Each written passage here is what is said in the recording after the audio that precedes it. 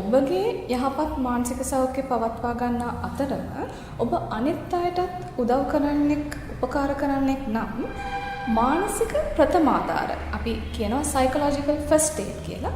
ඒ ගැනත් ඇත්තටම දැනුවත් වීම ගොඩාක් වැදගත් වෙනවා. මානසික ප්‍රතිමාධාර යටතේ ප්‍රධාන කොටස් 4ක් තියෙනවා ඇත්තටම. පළවෙනි එක තමයි සූදානම් වීම.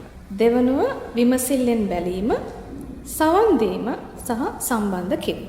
සූදානම් වීම කියලා ඇත්තටම අපි කියන්නේ අපි ඒ ස්ථානයකට හෝ ඒ පීඩාකාරී තත්ත්වයකට මුහුණ දුන් කෙනෙක් සමග කතා කරන්නට යන්නට පෙර ඔවුන්ට සිදු වී තියෙන ඒ ආපදා තත්ත්වයේ තරම, එතකොට ඒ පෞල් පසුබිම්, එතකොට අනිකුත් වෙලා තියෙන හානි ගැන යම් අවබෝධයක් ඇතිව අපි එතෙන්ට පිවිසෙන එක ඊටාම වැදගත්. දෙවෙනි කාරණාව විමසිල්ලෙන් බැලීම. ඒ කියන්නේ ඒ වෙලාවේදී අනතුරුදායක ස්ථානයක් තියෙනවද? අවදානම් සහිත තැනක් තියෙනවද? ආහාර පාන ඖෂධ අත්‍යවශ්‍යයෙන් මේ මොහොතේ ලැබිය යුතු යම් දෙයක් තියෙනවද? අවශ්‍යතාවයන් තියෙනවද? ඒ වගේ දේවල් ගැන අපි විමසිල්ලෙන් බලන්න ඕන. මොකද ඒ දේවල් සපීම ප්‍රමුඛ ස්ථානයක් ගත යුතු වෙනවා. තුන්වෙනි කාරණාව තමයි සවන් දීම. සවන් දීමේදී ඔබව හඳුන්වා දීම ඉතා වැදගත්. සහ ඒ කතා බහ සඳහා සුදුසු ස්ථානයක් තෝරා ගන්න ඕනේ. නැත්නම් අපිට අවට වටපිටාවේ සද්දත් එක්ක එතකොට ඒ අදාළ පුද්ගලයා ඒ දේවල් කියන්න මැලිකමක් දක්වනවා වෙන්න පුළුවන්. ඒ විශ්වාසය ගොඩ නැගෙන්නේ නැති වෙන්න පුළුවන්. ඒ නිසා අපි සුදුසු ස්ථානයක් තෝරාගෙන අපිව හඳුන්වා දීලා අපි මේ සඳහා යම් ප්‍රවේශයක් ලබා ගත යුතුයි. ඊට පස්සේ අපි ඔවුන්ගේ අවශ්‍යතා මොනවාදයි ඍජුව විමසන්න ඕනේ. මොකද අපිට වැදගත් කියලා හිතන දේවල් ඔස්සේ අපි සංවාදයේ ගෙනියන එක එච්චර ප්‍රයෝජනවත් වෙන්නේ නැහැ. අපි ප්‍රධාන වශයෙන් දැනගන්න ඕනේ ඔවුන් වඩාත්ම කනස්සල්ලට පත්වන දේ මොකද්ද සහ ඔවුන්ට වඩාත්ම වැදගත් දේ කුමක්ද කියන කාරණා. අනිත් කාරණාව තමයි ඔවුන්ට යම් කාලයක් ලබා දෙන්න අවශ්‍යයි. සමහර විට යම් කොටසක් කතා බහ කරගෙන යන අතරේ ඔවුන් සංවාදයේ අපි මදකට නවත්තමු කියන්න පුළුවන්. එතකොට ඒකට අපි අහුම්කම් දෙන්න ඕනේ. ඔවුන් සමීපයෙන් සිටින්න, නමුත් කිසිවිටකත් කතා කරන්න බල කරන්න එපා. අනිත් කාරණාව තමයි ඒ කතා බහේදී, ඒ සංවාදයේදී සමහර විට ඔවුන් චුට්ටක් නොසන්සුන් වෙන්න පුළුවන්, කලබලයටපත් වෙන්න පුළුවන්. ඒ සිද්ධීන් මතක් කරනකොට එතකොට අපි මොකද කරන්නේ? ඒ වෙලාවට අපේ කටහඬ බොහොම මෘදුව සහ සංසුන්ව තියාගන්න උත්සාහ කරන්න ඕනේ. ඒ වගේම තමයි අපි සංවාදයේදී ඔවුන්ගේ දැස් දිහා කෙලින්ම බලලා කතා කරනකොට තමයි අපි ගැන විශ්වාසයක් ඇති වෙන්නේ සහ ඒ සැමදියාව ගොඩනගා ගන්න ලේසි වෙන්නේ. නොසන්සුන් ස්වභාවයෙන් සිටිනවා කියලා ඔයගලන්ට පේනවා නම් අපිට පොඩ්ඩක් පුද්ගලයාව යොමු කරන්න පුළුවන්. ඔවුන්ගේ දෙපා පොළව මත තියලා ඒ දැනෙන ආකාරය කොහොමද කියලා චුට්ටක් විස්තර කරන්න. එහෙමත් නැත්නම් ඒ සඳහා ඒගොල්ලන්ගේ හිත යොමු කරවන්න අපිට උදව් කරන්න පුළුවන්. ඒ වගේම තමයි තමාගේම දෑත් උකුල මත තබාගෙන තට්ටු කරන්න කියන්න පුළුවන්. ඒ වෙලාවට ඒගොල්ලන්ට කොහොමද දැනෙන්නේ සහ ඒකට අවධානය යොමු වන විදිහට අපිට උදව් කරන්න පුළුවන්. තවත් විදිහකට අපිට ඕන්න සංසුන් කරන්න උත්සාහ කරන්න පුළුවන්. ඒ තමයි පොඩ්ඩක් ගැඹුරු හුස්ම ඉහළ පහළ ගන්න උනන්දු කරවන්න පුළුවන්, යොමු කරවන්න පුළුවන්. ඒකත් එක්ක ඒ හුස්ම පවත්වා ගැනීමට අවධානය යොමු කරවන්න පුළුවන්. ඒතර මේ ආකාරයට අපිට ඕන්ට උදව් කරන්න පුළුවන් ඒ නොසන්සුන් අවස්ථාව මග අරගෙන සංසුන් වෙන්න.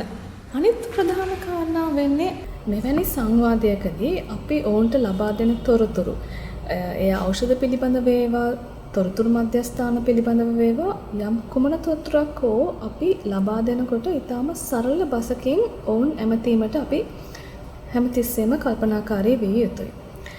ඒ වගේම තමයි ඔවුන් අපි සමග බෙදා ගන්නා කුමන හෝ අහිමිවීමක් හෝ සිදුවීමක්, ඒ කියන්නේ යම් ආදරණීය පුද්ගලයෙකුට සිදු වූ විපතක් හෝ මේ සිද්ධිය හා බැඳිච්ච, එහෙම නැත්නම් Tamanගේ ගෙදර දොරකට වෙච්ච හානියක් ගැන වෙන්න පුළුවන්.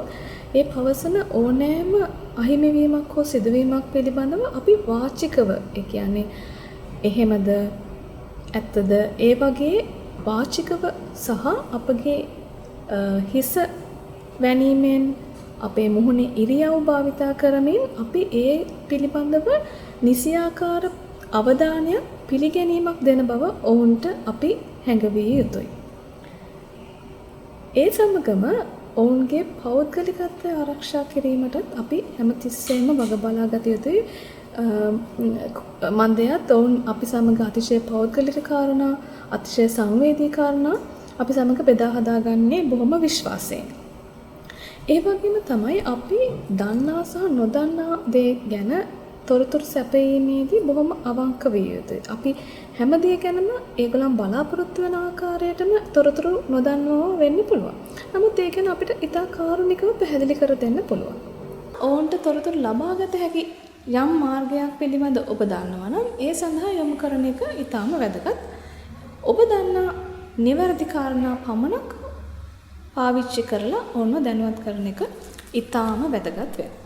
අපි දැන් කතා කරේ අපි කළ යුතු දේවල් ගැන. ඊළඟට අපි බලමු අපි නොකිය යුතු දේවල් සහ නොකළ යුතු දේවල් මේ වගේ සංවාදය. ප්‍රධානම දේ මම කලිනුත් මතක් කර ආකාරයට ඔවුන්ගේ කතා කිරීමට හෝ ඔවුන්ට කතාව සඳහා බල නොකරන්න. කොයි වෙලාවකත් බලෙන් ආයි එකම ප්‍රශ්නය අහලා එකම දේ නැවත නැවත ප්‍රකාශ කරන්න එපා. සහ ඔවුන්ගෙන් ඒ තොරතුරුම ලබා ගන්න උත්සාහ කරන්නත් එපා. අනිත් කාරණාව තමයි ඔබගේ මතය ඉදිරිමත් කරන්න යන්නත් එච්චර සුදුසු නැහැ.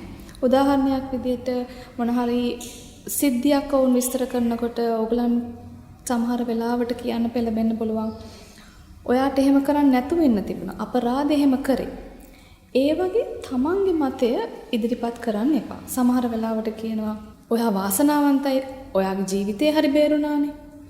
ඔයාට වැඩි අනිත් අයට කොච්චර දේවල් නැති වෙලා තියෙනවද?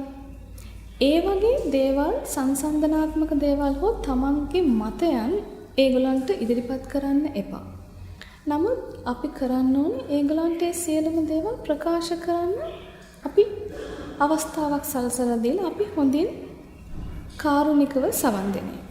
මීට අමතරව අපි බොරු පොරොන්දු ලබා නොදෙන්නත් වග බලා ගන්න ඕනේ. බොරු පොරොන්දු කියලා කියන්නේ මොනවද? ඒ කියන්නේ දැන් අපි යම් දෙයක් සැලසුම් කළ නැත්නම් ඉදිරියේදී කරන්න. ඒ සඳහා අපි බැඳී හිටින්න නරකයි. ඒ සඳහා අපි ඔවුන්ට බලාපොරොත්තු දෙන්න ඇත්තටම සුදුසු නැහැ. මොකද ඒගොල්ලන්ට සමහර වෙලාවට සංවාදය අතරතුර හිතෙන්න පුළුවන් ඒගොල්ලන්ට මතුවලා තියෙන සියලුම ගැටලු වලට විසඳුම් විකල්ප අපි සතුව තියෙනවා කියලා. එහෙම නැහැ. අපිට හැමදේටම උත්තරයක් හොයන්න හැමදේම විසඳන්න අපිට හැකියාව නැහැ. ඒ සම්බන්ධයෙන් අපි බොහොම කාරුණිකව ඒගොල්ලන්ට අපි දැනුම් දෙන්න ඕනේ. අපිට පුළුවන් දේ මොකද්ද? අපේ ඉස්සරහට කෙරෙන දේවල් මොනවද කියන කාරණාව බොහොම කාරුණිකව යථා තත්ත්වය පැහැදිලි කරලා දෙන්න අවශ්‍ය වෙනවා. මෙම අසීරු කාලයේදී ඇත්තටම ඔබට සහයෝගය දැක්වීම සඳහා නොයෙකුත් උපකාරක සේවාවන් මේ වන විටත් ස්ථාපිත වෙලා තියෙනවා. ඉතින් දැන් අපි ඒ ගැන දැනුවත් වීම ඉතා වැදගත්. දැනට පවත්නා උපදේශන සේවාවන් සහ උපකාරක සේවාවන් වන්නේ පේරාදෙණිය විශ්වවිද්‍යාලීය උපදේශන සහ මනෝවිද්‍යාත්මක ආධාර ඒකකය. අපි සාමාන්‍යයෙන් හඳුනන CAPSU කියලා Counseling and Psychological Support Unit එක මගින් පවත්වාගෙන යන උපකාරක සේවාව. ඊට අමතරව ජාතික සෞඛ්‍ය විද්‍යායතනයෙන් විසින් පවත්වාගෙන යන ලබන උපකාරක සේවාව මහනුවර වෛද්‍ය සංගමය හා පේරාදෙණිය වෛද්‍ය පීඨය ඒකාබද්ධිතව පවත්වාගෙන යනා වූ උපකාරක සේවාවන්. ස්තුතියි.